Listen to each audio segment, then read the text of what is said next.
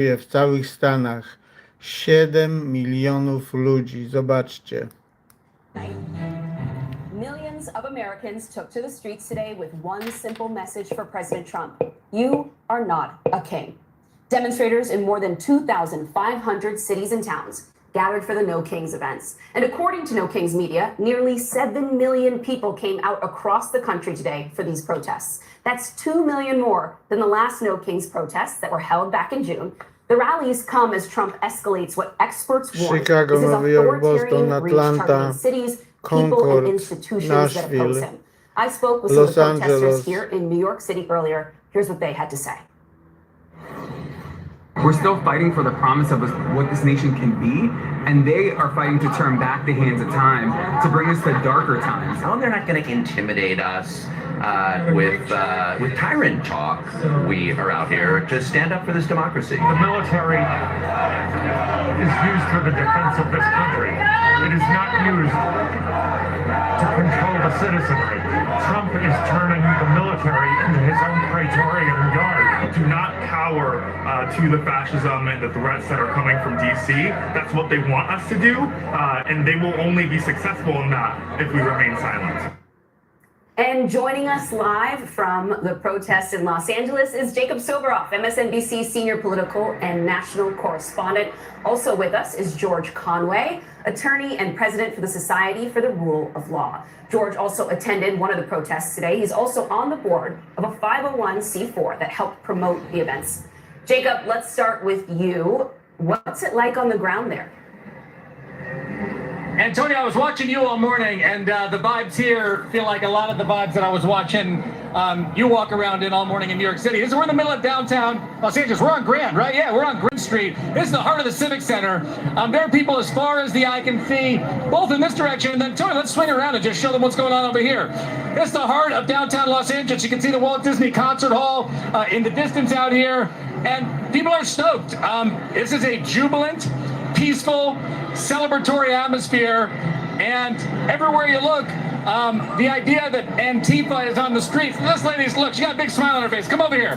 What's up? I'm Jacob. Nice to meet you. I'm Allison. Well, so are you Antifa? They say Antifa's on the streets. I'm CTA. I'm a teacher. I teach kindergartners, and we're here to make it right for students and families in our community. So when you hear, people saying that people on these streets hate America, what's your response? I see people being kind and loving each other and wanting a better life for everyone that's walking. Thank you for your service as a teacher. It's so nice to meet you. Nice to meet you. Okay, take it easy.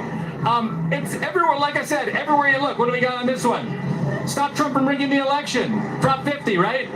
So, we got this big initiative on the ballot here. Hey, how are you? You want to say hi?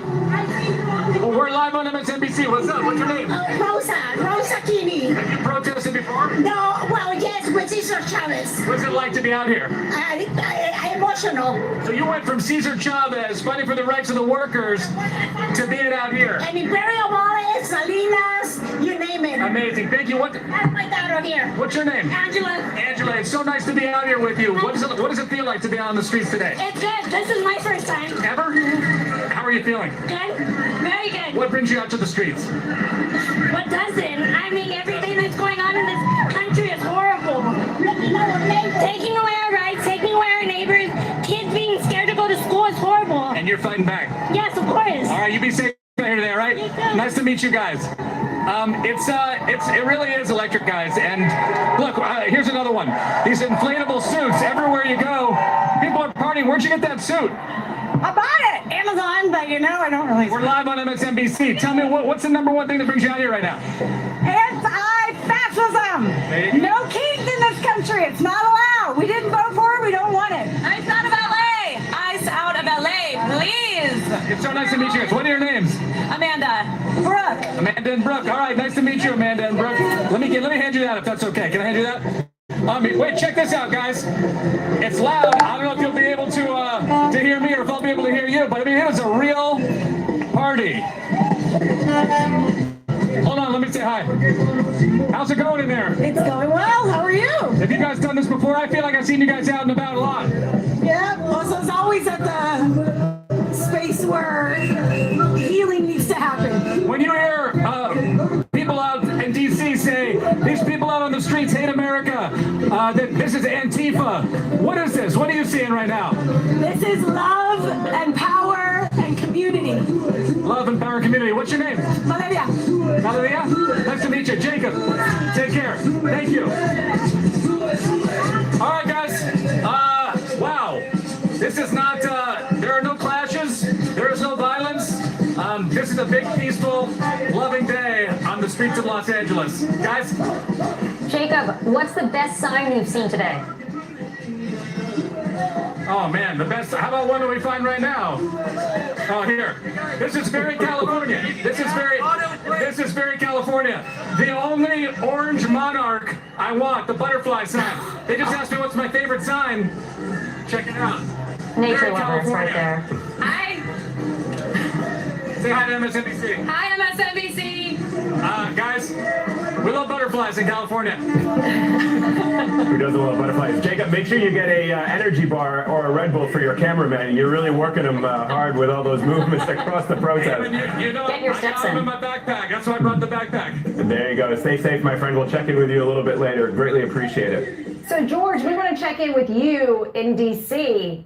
Was the vibe in D.C. as much fun as what was happening in L.A.? Or, I mean, I know D.C. has just been a resurrected war zone, but you were there today, and you also were in a pretty interesting wardrobe choice, I must say. I feel like you were wearing a T-shirt that was designed to troll Donald Trump. Yeah, it said, I am Antifa. And I think a guy from the Daily Caller took a photograph of it, and then it was some kind of gotcha on conservative media, but, it's just completely silly.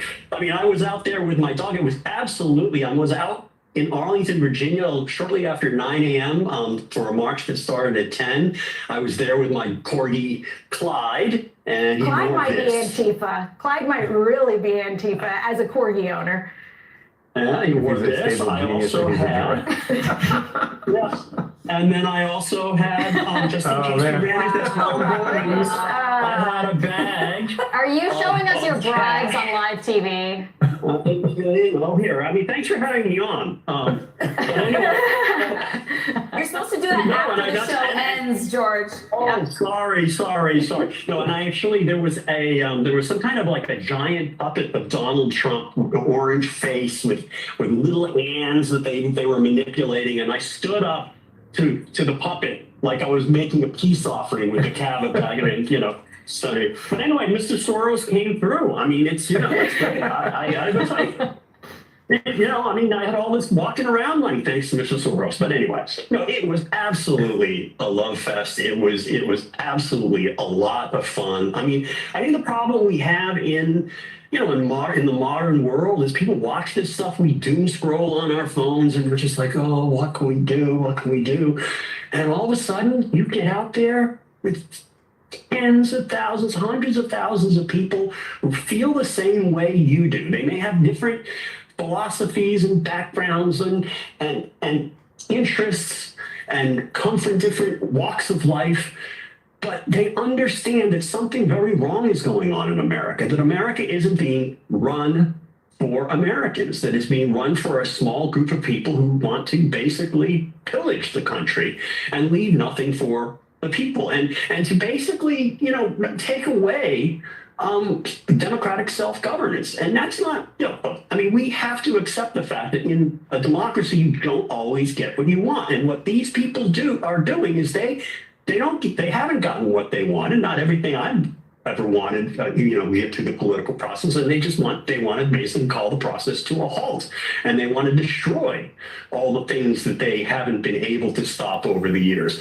And they want to do it without a popular mandate. And that's just wrong. And that's what unites everybody.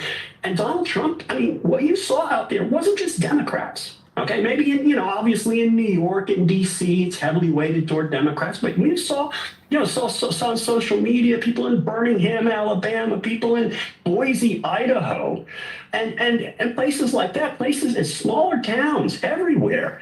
It tells you that people are getting it. They're getting it, and they understand. They're starting to really realize that they can't just sit back. They have to do something because George, the courts when I aren't going to was- save us. Nobody else is going to save us. George, Only when I we was can out say. in New York, first of all, there actually were some non-Democrats here in New York City who were out and about. or who maybe were previously not Democrats, but certainly don't identify now as MAGA. And one of the things that I heard people repeat is that they came out today because they're worried that the window to fight is closing, that there's this feeling of urgency right now, that there's been an escalation both with what they've seen with ICE, but also just that they've been surprised by the pace and the success that Trump has had in going after his enemies in just the last couple weeks. So they worry that this window to fight back against authoritarianism is closing right in front of their eyes. Do you, and from your expertise, do you feel like that's true, that we're here right in this moment where that window is closing? Yes and no. And let me see if I can untangle the answer on my TV.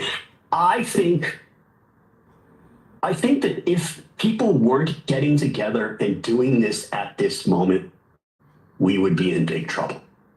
Because if what has been going on for the past few months and is accelerating isn't enough to trigger a backlash of people saying, this is not what we voted for, this is not consistent with our Constitution, with our laws, with our traditions, and with principles of honor and decency, if they weren't standing up now, then we would be done. We would be done. And that window would close.